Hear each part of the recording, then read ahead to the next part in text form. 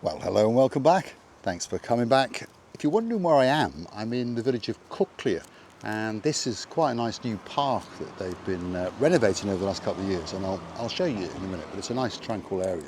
Bit of traffic going past, but we are a channel about cars, aren't we? So we don't mind cars. Today we're going to talk about hire cars, because that's what Cyprus and Lady Angela have asked for, and quite a few other people, haven't they? And not going to insult any hire car companies, and that's not the idea of the video, but we're going to talk about some of their little tricks and some of their little fun and games, not just in Cyprus, but it's all around the world, isn't it? They're all chasing that pound, that euro, that dollar, and of course you the guys are going to foot that bill. So, hiring a car. Is it hard to hire a car in Cyprus? No, very, very easy. You can do it on the internet, you can do it when you arrive at an airport, you can do it in the hotels. There's little shops here, there and everywhere with big rent-a-car signs outside them. So if you want to hire a car, very, very easy. What you need if you want to hire a car? Well, not a lot, but you do need a valid driving licence. Some of them want a copy of your passport and obviously a little bit of money. And the prices for hire cars in Cyprus do, what should we say, range quite dramatically. So if you wanted to hire, let's say, something like a Nissan Note, a very popular hire car around the world, or a Toyota Yaris, those kind of cars, little run round, 4-door, little hatchback, carry 4 people at a push, more likely carry 2 adults and perhaps a couple of littlies and your suitcases. So how much would you expect to pay for one of those cars? Obviously it's seasonal, but on average you would probably expect to pay somewhere around about 40 to 50 euros per day. If you rent it for a week, you might get a slight discount and probably get it for around about 200-ish euros. And obviously the longer you rent it, especially off season, the lower that daily rate or that weekly price will become. So that's a ballpark figure. Somewhere between, I mean, you do see adverts for 25 euros a day, but there's normally a catch. Normally that's a sprat to catch a mackerel and they want you to rent it for 2 weeks or 3 weeks or 4 weeks, that kind of thing. So if you're renting a car for 3 or 4 days, budget around about 40 to 50 euros a day for something like a Nissan Note, a Honda Jazz, a Toyota Yaris, which to be honest is all you actually need as a hire car if you're whizzing around Paphos or Larnaca, somewhere in Cyprus, isn't it? So let's talk about some of the tricks of the trade, shall we? Most hire car companies around the world, I'm not picking on Cyprus, it's around the world, started by the big boys like Hertz and Avis and Sixt and Dollar, all those kind of companies. They started to charge people what they call an excess. So that basically is to cover damage on the car that you might do or someone else might do to your car, isn't it? But when the car goes back, it's got damage on it. In the olden days, of course, they didn't do that. They would charge you when you took the car back. And this is the point. A lot of people are talking about this word excess. It's become a very, very hot topic at the moment. And the reason for it is, it's not so much that people mind having the 500, the 600, the 800, the 1,000, yep. In many cases, it's even more, by the way, 1,200, 1,500 euros as your age goes up, or if you're very, very young. But they're going to block this money on your debit card or your credit card. In the olden days, they used to block it so they would have access to it if you caused damage to their car.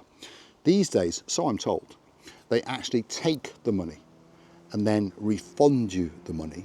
And it was a gentleman called John Barnes who pointed this one out to me, that all right, he gave them his money and they gave him his money back, but the credit card provider charged him for that privilege. And I think he said it was about 30 euros on a blockage and a refund of 600. I'm sure you'll correct me if I'm wrong, but it was somewhere around there. So it's another hidden cost that not you are benefiting from, and of course not even the hire car company, that's the credit card company, and that's how of course they make their money. So there's another cost to your hire car.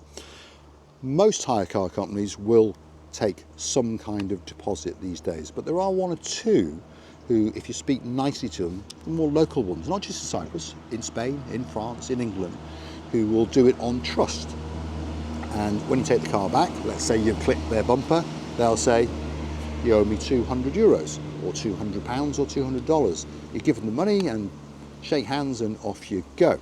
But going back to excesses, and this is where people get scared, because if you clip your bumper, and let's say it's only going to cost in the real world a couple of €100, dollars or pounds, if they've blocked 500, 600, 800, 1200, 1500 euros on your credit card, and of course they've actually taken it, they're not going to give it you back. Yeah, none of it. They will then say that that's for the damage that you put on the car. And this is what we keep hearing all the time. So be very careful on the hire car companies that you choose, and be very careful with the car that is their car, because otherwise they are going to penalise you quite heavily when you take the car back. And as quite a few people have pointed out, they happen to have come back to Cyprus a few months later, hired a car from the same company, and the damage that was on it that they were charged for is still on the car. That's not just in Cyprus, though, that's all over the world. And I'll tell you a little story about a company, I won't say their name, in the UK many, many years ago, who I knew very well, we were friends, and he told me that on the charges that they put on for you damaging their cars and then don't repair, they would put into a separate bank account, and in a year, in a year, that's only 365 days, even on a leap year, isn't it? They would accumulate enough money to buy a brand new mid-range car that they're going to hire out for free. In other words, they were using your money to fund their business. Doesn't sound like a bad business, to be honest. Perhaps I should set up a hire car company. But talking about hire car company, if you do want to hire a car, we can help you out. We do know quite a few people with hire car companies, and most times if you hire a car via us, that's Marika and me, or Cars and Me, which is this channel obviously, we can waiver that excess. In other words, we agree the price per day or for the week or however long you want to rent the car. We deliver the car to you and we collect the car from you. So again, there's no hunting around for that hire car company. You pay the agreed amount of money and the job is done. When the car gets picked up, we understand you'll be honest. If you've damaged it, you would tell us. You would say, how much? I've clipped the front bumper, Mr. Paul, how much? We would say €200. So there's benefits to renting cars from people like me. And of course, there are other people on the island of love that can help you in this way. So without trying to insult hire car companies, we're all trying to make money, obviously. But one of the biggest cons in the world at the moment, and there's a lot of buzz on the internet about it, is the excess, how they are charging 500, 600, 800, 1200 and even more. And if you just as much clip that car with a little scratch, they keep all of your money. But that's in the agreement that you've signed, so perhaps read the agreement before you sign it. Most of us don't know, do we? Anyway, I'm going to light this little boy up.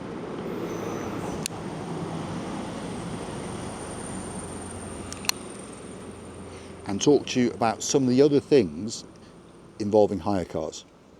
Now, most hire cars in Cyprus, we're talking about Cyprus now, have red plates.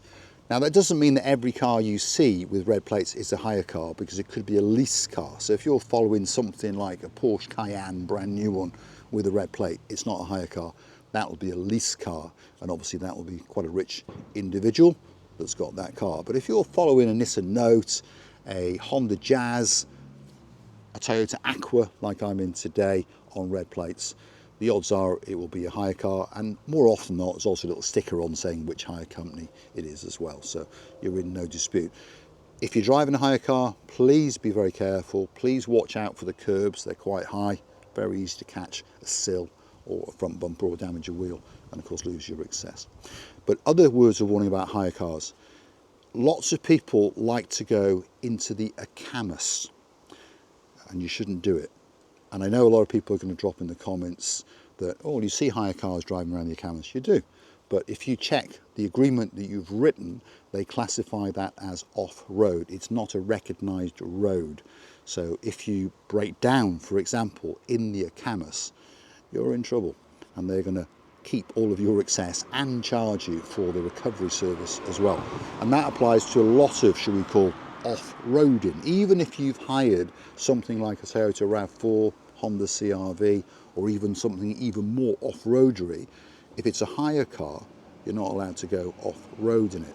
Now obviously they won't find out that unless you damage it, or of course unless you break down. So just a word of warning, if you fancy going to the Last Castle, for example, which is a restaurant out in the Acamas, you shouldn't do it in a red plated car, a hire car. And I know many people are going to say, well, whenever I've been up there, there are 20 to 30 hire cars parked in the car park. Correct, there are. But that doesn't mean it's the right thing to do. And, you know, we often, should we say, attack hire car companies because they're taking our money. But remember, put the shoe on the other foot. If it was your car and you loaned that car to someone you know, even if they were paying you, okay, because sometimes we do loan cars to people that are our own private cars and they pay us, would you want that individual to take your car off a battered, unmade road? No, you wouldn't. I mean, you might not notice it straight away, but of course it's put an awful lot more wear and tear on the tyres, on the suspension, and all those kind of things. So we always attack hire car companies, but at the end of the day, they're trying to protect their property so that they can keep on renting it out to make money. Of course, if they don't make money, there's no hire cars, and you can't rent a car when you come to somewhere like Cyprus or Spain or Portugal or anywhere else in the world. So we always have a go at hire car companies, like car dealers. Lots of people like to have a go at car dealers, don't they, as well? But more often than not, they've had bad experiences and now they are trying to protect themselves. So that's the reason for the excesses. Like I say, if you hire a car via myself, you would not have to pay the excess. We wouldn't block any money on your credit card, is what we're saying. But we would take it on trust. We would walk around the car together and yeah, okay, there's a knock there, there's a knock there. But when we come back for it, yep, there was a knock there, there was a knock there, there wasn't a knock there. But I'm pretty sure that you would already tell us that and we would go, yeah, there you go, that's a couple of €100. So if you hire a car from us, or via us, shall I say, you are going to be limiting the amount of money that you're going to pay on the repairs. So hopefully that's given you a little bit of an insight into hiring a car in Cyprus. And like I say, in the summer season, obviously the prices can be a lot higher. It's called supply and demand. In the winter season, it can be an awful lot cheaper. And there are quite a few people who come out to Cyprus for, let's say, 2-3 months at a time, isn't it? In the summer, they may be renting a car off someone they've rented a car for many, many years, and they may be paying, I don't know, let's say 300, 400 euros a week, even though they are a repeat customer. But of course, when they come out in, let's say, November, December and January, hiring the same car, they might only be paying 200 euros a week. And the reason for that is because, of course, there's not that much demand. And when you go to that hire car company, they may have 20, 30 cars just sitting up, waiting for you. So they want to get those cars out to cover their overheads. Obviously, in the summer, there's a lot more of you hiring cars than they've got cars. So, of course, up goes the price. Bit like EasyJet, Ryanair, and, of course, hotels and all those kind of things, isn't it? The price can fluctuate. But try and build a relationship. You know, a lot of people come back to Cyprus over and over and over again. Same with France, same with Spain, same with Italy and those kind of countries. So try and build a relationship with the hire car company that you hire from.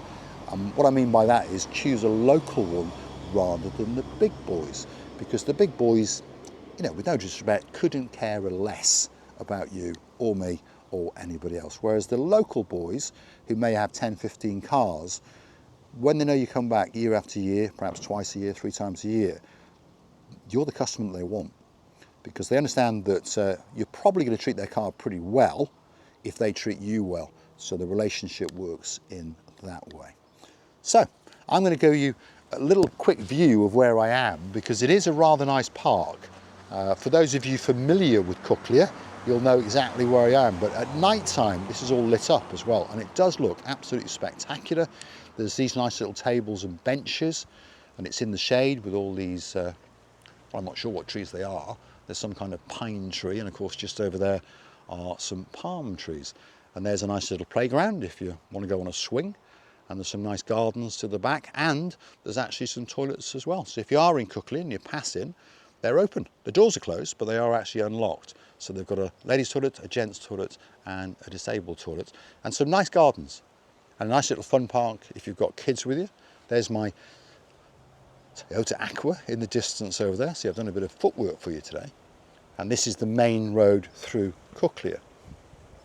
Now, for those of you who follow the other channel, that's Marika and me, I'm going to go for a drive around Cucklia in a little bit. So if you want to join me, well, you know where I'll be, on the little channel known as Marika and me.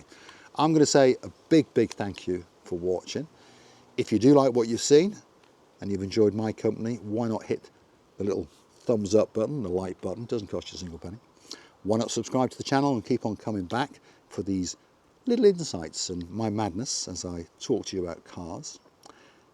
And if you'd like to gift us a coffee or two, why not go and hunt us down, Cars and Me, buy me a coffee, and that's how you can gift us that virtual coffee. And we do say a very, very big thank you to the guys that do.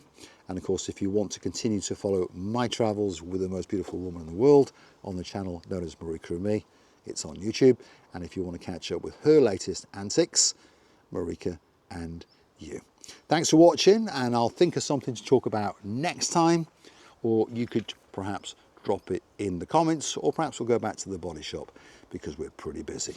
Thanks for watching. I look forward to your company again very, very soon indeed.